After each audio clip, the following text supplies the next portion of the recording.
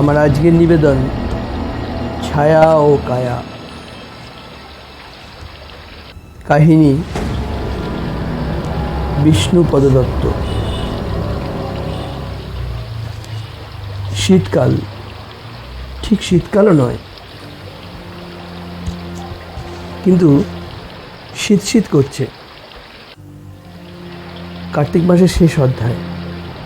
সামান্য বৃষ্টি হয়ে গেছে, সারাদিন ধরে ঝিরঝির করে পড়ে গেছে।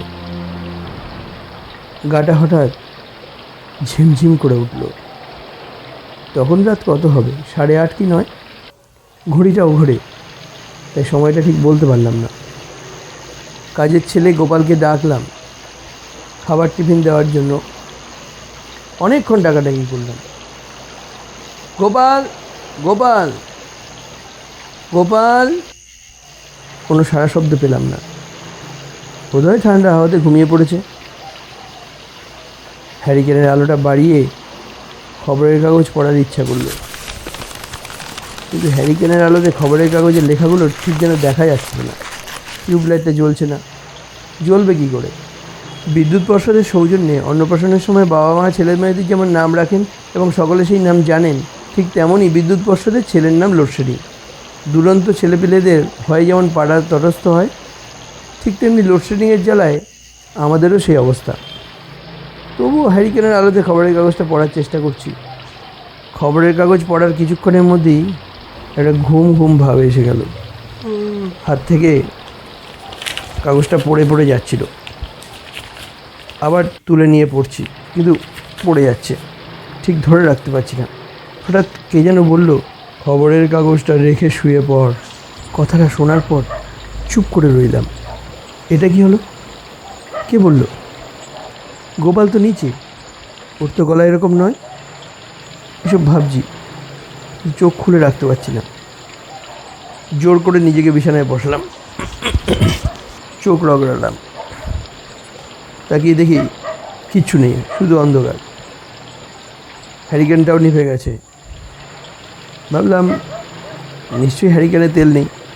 গোপালকে এবার জোরে জোরে ডাকলাম, গোপাল গোপাল গোপাল। কিন্তু এবারও এলো না। হঠাৎ মনে হলো, তাই তো, গোপালকে তো বাজারে পাঠিয়েছি, প্রায় 1 মাইল দূরে বাজার, আসতে সময় লাগে। রান্নাঘরে বাসনের আওয়াজ পেলাম, মনে হচ্ছে কি যেন রান্না করছে।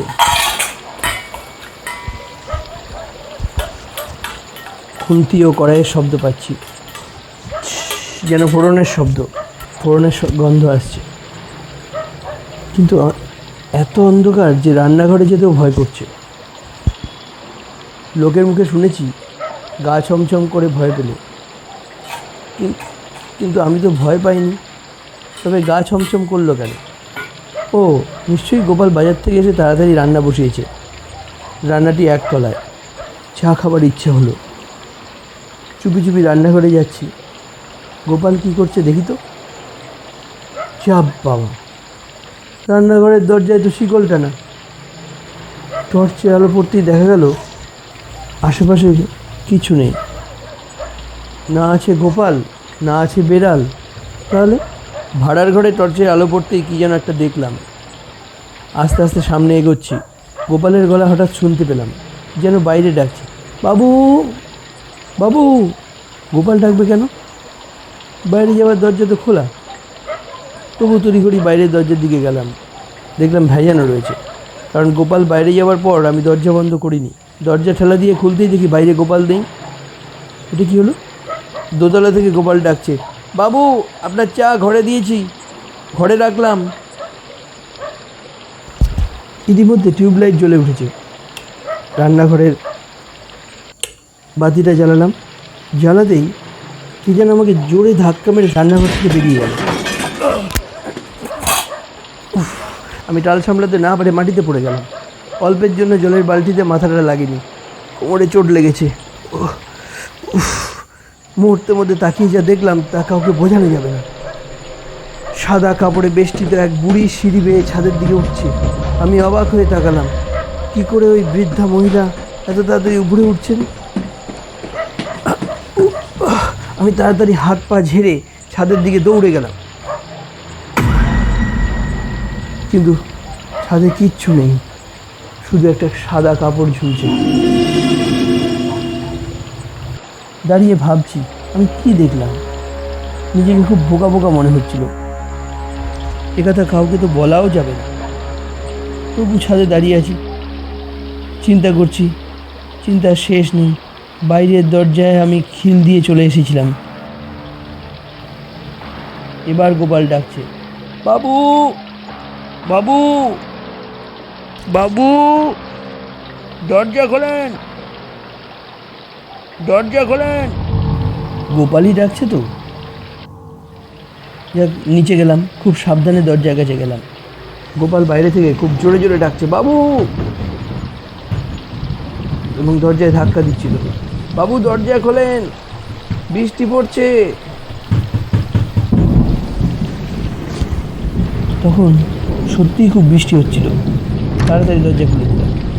গোপাল ঘরে ঢুকলো, দেখি একেবারে বেড়াল ভেজা ভিজেছে। কিরে, ছাতা নিসনি কেন? তোকে তো ছাতা কিনে দিয়েছি। গোপাল বলল, বাবু, তখন তো ভাবিনি যে আবার বৃষ্টি হবে, সারাদিন তো বৃষ্টি হয়ে গেছে। একটু চা বানা। গোপালকে চা বানাতে বলে উপরে চলে গেলাম। ওকে এখন আর কিছু বলবো না। দোতলায় এলাম, দেখে তো অবাক। চিৎকার করে গোপালকে ডাকলাম, গোপাল, গোপাল, গোপাল, গোপাল, এই গোপাল, শিগগিরি আয়, দেখে যা। কিরে, দেরি করছিস কেন? শিগগিরি আয়। গোপাল ভেজা জামা কাপড় পরেই দৌড়ে এলো। আমার থেকেও গোপাল আশ্চর্য হয়ে গেল। ভয়ে জড়সড়ো হয়ে কাঁদো কাঁদো ভাই বললো, বাবু, এটা কি করে হলো? আমি তো আপনাকে চা দিইনি, কখনই বা দেবো? এই তো এলাম, আপনার টেবিলে এক কাপ চা, এখনও ধোয়া উঠছে। তাহলে কি আপনি কি চা বানিয়ে নিয়েছেন? তবে আমাকে আবার বললেন কেন? আমি গোপালকে যে কি বলবো আর কি বোঝাবো নিজেই বুঝতে পারছি না। দত্তবাবু বাড়ি আছেন? দত্তবাবু বাড়ি আছেন? কি যেন ডাকছে। আমি প্রভাত ব্যানার্জি। গোপাল, দরজা খোল। প্রভাতবাবু চিৎকার করে ডাকছে, গোপাল, দরজা খোল। গোপাল দৌড়ে গিয়ে দরজা খুলে দিল। তখনও বৃষ্টি হচ্ছে। ছাতাটা বন্ধ করে দরজার পাশে রেখে দোতলায় চলে এলেন। সাথে গোপালও এলো। বাবু, আবার চা করে আনছি, আপনারা একসাথে খাবেন। গোপাল চা করতে চলে গেল।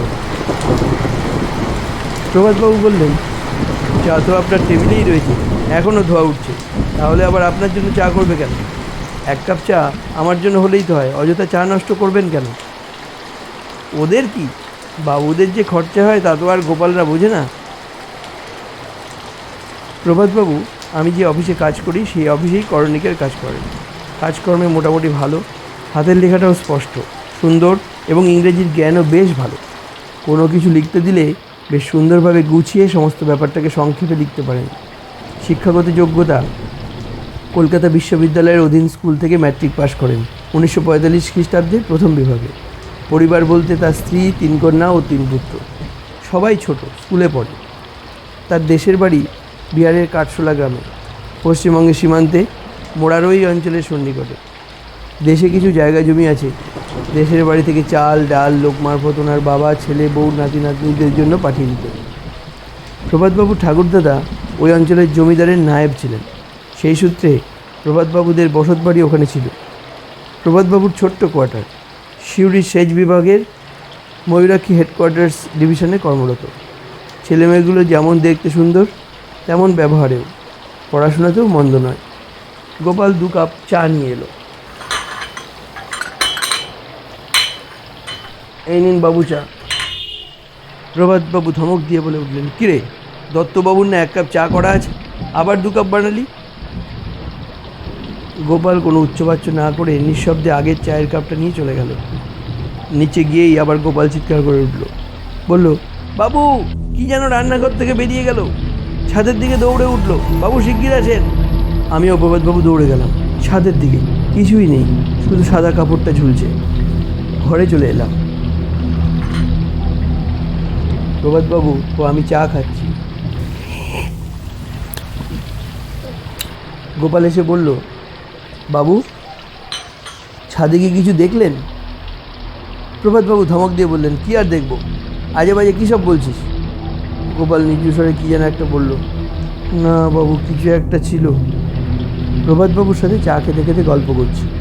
কথার ছলেই প্রভাতবাবুকে আমি যা যা দেখেছি বা অনুভব করেছি সেগুলো বলার চেষ্টা করছি। এমন সময় প্রভাতবাবু বলে উঠলেন, জানেন, আমরা তো এখানে অনেক দিন ধরে আছি এবং শুনেছি এই বাড়িটায় এক বিধবা ভদ্রমহিলা থাকতেন। তার বয়স প্রায় 70-এর কাছাকাছি ছিল। ভদ্রমহিলা রান্নাবান্না করে খাওয়াতে ভালোবাসতেন। নিজে অবশ্য বেশি কিছু খেতেন না, তবে হ্যাঁ, তার প্রিয় খাদ্যই বলুন বা পানীয়ই বলুন ছিল চা। কেউ যদি তাকে চা খাওয়াতেন বা খেতে বলতেন তবে তিনি খুব খুশি হতেন। চায়ের কথা শুনলেই তিনি খুব গদগদ হয়ে আনন্দ প্রকাশ করতেন। তার বাড়ির ত্রিসীমানার মধ্যে চায়ের কথা বললেই সে বৃদ্ধা ভদ্রমহিলা নিজের হাতে চা করে খাওয়াতেন। হঠাৎ একদিন সেই বৃদ্ধা ভদ্রমহিলা কাপড় মেলতে গিয়ে ছাদ থেকে কীভাবে যে পড়ে গিয়ে মারা গেলেন কেউই তা জানতে পারল না। ভদ্রমহিলা নিঃসন্তান, তার বড়দার ছেলে কলকাতায় থাকেন। বৃদ্ধার মৃত্যু সংবাদ পাওয়ার পর তিনি এখানে আসেন এবং পারলৌকিক কাজকর্ম সম্পন্ন করার পর সেচ বিভাগের কর্মচারীদের এই বাড়িটিতে মেস করে থাকার জন্য বাড়িটি ভাড়া দিয়ে যান। সেচ বিভাগের কর্মচারীরা যারা দূর থেকে আসেন এবং কোয়ার্টার না পেলে এখানেরই মেসে থাকেন, সেই সুবাদে আপনিও আছেন। প্রভাতবাবুকে আমার আর কিছুই বলা হলো না। মনে মনে ঠাকুরকে ডাকলাম, হে ভগবান, ওই মৃত বিদ্যা ভদ্রমহিলার আত্মার শান্তি কামনা করে বললাম, সেই মৃত আত্মা যেন অশরীরী রূপে আর কাউকে দেখা না দেয়। কিন্তু হলে কি হবে? গোপাল ঘরে ঢুকেই আমার চিন্তা শক্তির মাঝে ছেদ টেনে দিয়ে বলল, জানেন বাবু, চায়ের কাপটা নিচে নিতেই কে যেন কাপটা টানছিল, কে যেন কাপটা আমাকে জোর করে টেনে টেনে নিচ্ছিল, তাই তো আপনাদের ডেকেছিলাম। গোপাল আমাকে প্রশ্ন করল, আচ্ছা বাবু, আপনি কি চা করেছিলেন? আপনার টেবিলে চা কি করে এলো? আপনি তো চা করেন না, আর ঘরে চা পাতাও ছিল না, তাহলে চা করলেন কি করে? বাজার থেকে তো আমিই চা পাতা নিয়ে এলাম। একথা সূত্র ধরেই প্রভাতবাবুকে আজকের সন্ধ্যার সমস্ত ঘটনা, আলো নেভা থেকে আরম্ভ করে রান্নাঘরে রান্নার ফোড়নের শব্দ এবং আমার টেবিলে গরম চায়ের আবির্ভাব সবই বললাম। প্রভাতবাবু অভয় দিয়ে গেলেন, যদিও আমি ভয় পাইনি, এবং বললেন আগামী শনিবার এই মেজবাড়িতে বৃদ্ধা ভদ্রমহিলা আত্মার শান্তি কামনার উদ্দেশ্যে পূজা করা হবে। প্রভাতবাবু চলে গেলেন। গোপাল রান্না করতে চলে গেল। ওকে বলে দিলাম ডিম সেদ্ধ, ডাল সেদ্ধ, আলু সেদ্ধ করতে। 1 ঘন্টার মধ্যে সব আয়োজন করে ফেলল গোপাল। রাত 10টার মধ্যে আমাদের খাওয়া দাওয়া শেষ হয়ে গেল। গোপাল আজ আর পাশের ঘরে না শুয়ে আমার ঘরে এক কোণে বিছানা পেতে শুয়ে পড়ল। বলে, ভয় পাচ্ছিস? ঠাকুরের নাম কর, ভয় দেখাতে কেউ আর আসবে না। আমি স্বয়ং বিষ্ণু। কখন যে ঘুমিয়ে গেছি টেরই পেলাম না। কাজের মাসি ডাকতেই ঘুম ভেঙে গেল। দেখলাম ভোর হয়ে গেছে।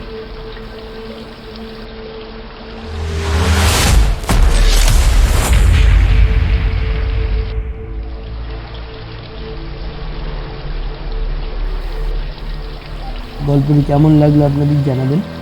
গল্প পাঠ সম্বন্ধেও আপনাদের মূল্যবান মতামত কমেন্ট বক্সে জানাতে ভুলবেন না। সবাই ভালো থাকুন, সুস্থ থাকুন, সবাইকে সুস্থ রাখুন। আজ তাহলে আসি, খুব শিগগিরই ফিরছি নতুন কোনো গল্প নিয়ে। নমস্কার।